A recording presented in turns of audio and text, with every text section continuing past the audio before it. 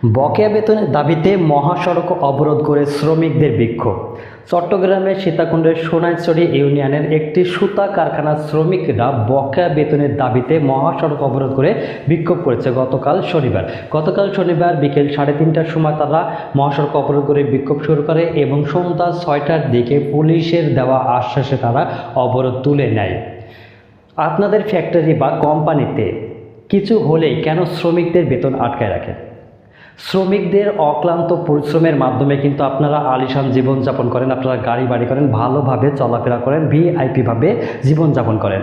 কিন্তু শ্রমিকদের যখন আপনারা বেতন আটকে দেন তখন শ্রমিকরা কিভাবে চলবে, শ্রমিকরা কিভাবে বাঁচবে, তারা খাবে কি, এটা কি আপনারা একবার ভেবে দেখেছেন? আপনাদের কারখানা বা ফ্যাক্টরিতে শ্রমিকরা রাত দিন 24 ঘন্টা পরিশ্রম করে মাস শেষে একটা স্যালারি পায়, সেই স্যালারি দিয়ে কিন্তু তারা জীবনযাপন করে, তাদের সন্তানদের লেখাপড়া করে। কিন্তু মাস শেষে যখন তারা ওই টাকাটা পায় না তখন তাদের পরিবার কিভাবে চলবে, তাদের সন্তানদের লেখাপড়ার খরচটা কিভাবে বহন করবে, এটা কি আপনারা কখনো ভেবে দেখেছেন? আপনাদের কোম্পানির বা ফ্যাক্টরিতে একটু কিছু হলেই কেন শ্রমিকদের বেতন আটকে দিতে হবে? এটা তো ঠিক নয়।